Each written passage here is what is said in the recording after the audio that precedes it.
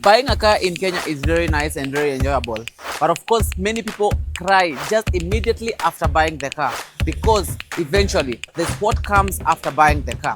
Yes, the car buying process is actually very nice. But of course, most Kenyans cry just after buying the car because the next level of maintaining the car unlocks. And of course, if you don't choose wisely on the car that you actually would buy, and of course maintain in the future, that would break your bank or even break your pocket. So today I want to calculate the real cost of owning a car in Kenya, from fueling to resale value to, thinking on how can you actually upgrade your car to always maintain its value. So let's find it together. This is Terava Adventures, and basically what we do, we sell cars.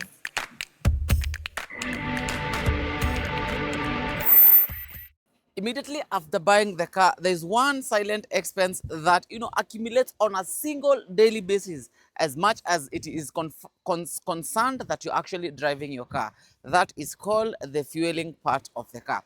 That happens every single day. But of course, different cars have different appetites. And what do I mean by appetite? Their engine. That's their mouth where they suck the fuel, and that tells you on how much money you should actually spend on your car while fueling, going to different kind of distances. So the smaller the engine, we actually call it the rate CC. Yes, the smaller the engine CC, the lower the amount of fuel it will actually consume. The bigger the engine or the bigger the rating CC, the more the fuel that car will actually need for it to run normally. So for instance, 1000cc, we have cars that actually go up to 650cc. Those are the smallest engines. But of course, the smaller the engine, also it doesn't have like so much power. But of course, let me give you like an example.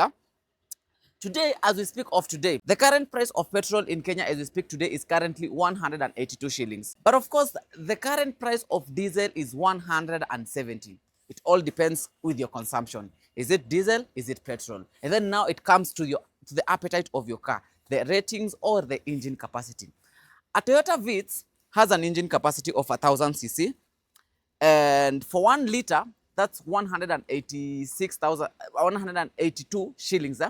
It actually consumes and gives you, with 1 liter, goes from 15 to 16 kilometers per liter.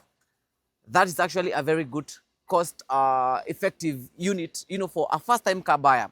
But of course, bigger cars like the Akina Prado, like the ones I've just imported from South Africa, will give you around 6 to 7 kilometers per liter because the engine is bigger. The engine is 3000cc diesel. For the petrol one, for the Vitz, that's petrol. And of course, diesel and petrol do vary.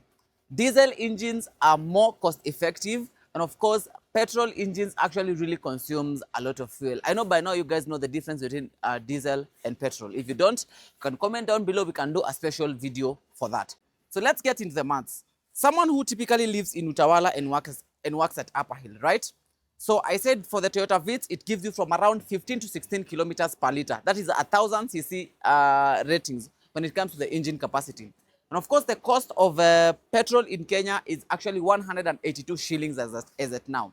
So, and the distance from Utawala to Upper Hill, it is 20 kilometers. So that means with 3 liters, you can actually come from home to work, of course, without getting the traffic, and of course, without having to put in the costings of the expressway. That with 3 liters, it would bring you to work and go back. So how much is that? That's 182 times 3. Let me just do the math. 182 times 3. That's 546 shillings every single day on fuel.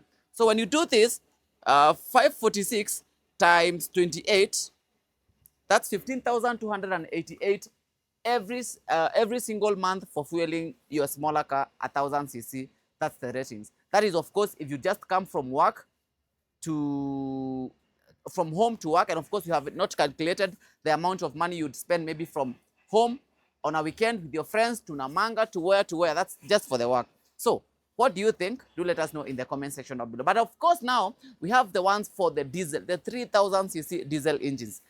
For decades, these cars have actually been nicknamed the guzzlers. And of course, have you actually taken a pause and actually thought for yourself, what does the word guzzler means? It means they consume a lot of fuel. And of course, because their appetite is very high, they consume because the engine capacity or the rating or the cc is actually very big. So with an engine of 3500cc or even 3000cc diesel, right, we said the actual price of fuel of diesel as we speak of today, it is 170 shillings, right? And of course, if you live from Utawala to Upper Hill, that's approximation of 20 kilometers every single day. So if you do to and fro, that's 40 kilometers. So you take 40 times 170 and then you divide by 6. That's 6 kilometers per liter. So how much do you get? You get 1133, 1,133 shillings every single day. What if you do it by 1 month? So let's see what we get. So we get that times a month, that's around 28 days. So you definitely fuel your car with 31,000 Kenyan shillings every month. That is off weekends. That is to and fro, home to work only. So definitely, buying a car is not everything. Maintaining the car with the silent money taker, where we call it the fuel, is actually something that also really matters, because you can buy a car that you can as well not fuel. So next, the government will not drive without actually this particular document. We call it the insurance, and they actually vary on which one you actually take. So we have two types of insurance. We have third-party insurance, and we have another one called the comprehensive insurance. And for you to be driving a car in Kenya on any typical Kenyan road, you definitely need to have insurance. This is not optional, it is actually mandatory. So let me explain to you what's the difference between comprehensive and third-party insurance. So what is an insurance? An insurance is something that covers your car in case of an accident, because as far as concerned a car is on the road, it has actually higher chances of it being involved in an accident. Maybe you hitting someone or even someone hitting your car. And of course, an insurance is something that now comes and cover your car. For example, you just hit someone with your headlight, they'll just come and replace it for you. And of course, if you hit someone, they'll replace it for them. In case your car got damaged completely 100% and it got written off, they will actually just give you a new car. But now, they actually come with different types of costings. For the comprehensive insurance, this one covers between your car, if someone hits you or if you hit someone, and the other party. It covers both of the party. Same as this is someone who's driving on traffic, and this is me who's driving right over here. If I'm driving this car and I hit this person right over here at the back, if it is comprehensive insurance, they will replace my car because it covers my car and it covers the other car that I might be involved in an accident with. That is comprehensive insurance. For the third-party insurance, it only covers the other car. It actually really doesn't cover your car. That sounds a bit really sad, because I mean, I'm the one who's paying for the insurance and it's not covering my car, it's covering the other party's insurance. But of course now, it comes with different disadvantages, right? Anyway, for the comprehensive insurance, it's actually very okay, because for this particular one here, they can cover both of them. But the biggest disadvantage, it is actually very expensive. This is how they actually vary the amount of money that you pay, because different cars have different insurances. So for the value of the car, for example, this car is around, just an example, it's around like $1 million right over here. So the amount of money that you pay for insurance is around 4 to 5% the value of your car. A car that costs 1 million, that's around 45,000 to 50,000 every month, right? For the third-party insurance, now that's for the comprehensive, it's based on the value of the car. For the third-party insurance, that's actually like a lot, because it only covers your car. Might be around 8,000, 9,000, 10 to 15,000 around right over there, based on the car that you are actually driving. So those are the differences between the insurance. And of course, they are actually renewed on an yearly basis. That is for the comprehensive one, but for the third party, you can actually even use 1,000 shillings for an insurance for only 1 month. So you can actually choose it for yourself, but the third party is very dangerous, because you might hit someone, their car is completely fixed by the third party, but now you have a very big cost of you now coming to start repairing your car. For instance, you just bump into someone's car and your car is halfly damaged, or the engine is actually not even in completely good condition.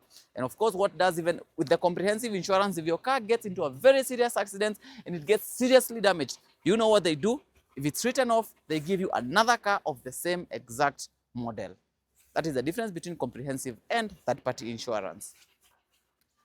Every car is actually like a baby. It actually needs maintenance. As much as you drive the car, it needs to be taken care of. And of course, different cars have different maintenance costs. Of course, the higher the value of the car, the higher the cost of maintenance it is. Like for instance, German machines, BMW, Mercedes, Polo, Audi. Of course, all those German machines have the highest, maintenance cost, because I mean their parts are actually very expensive. They're high luxury units. And of course, cars like Toyota, Nissan, and um, Isuzu and all those normal typical cars in Kenya, they actually have the lowest cost of maintenance when it comes to renewing. So what is the cost of maintaining a car in Kenya as far as you just buy a car? For instance, um, after every 5 to 10,000 kilometers, your car should go for a service, changing the oils and the brake fluids and all those minor stuff, right?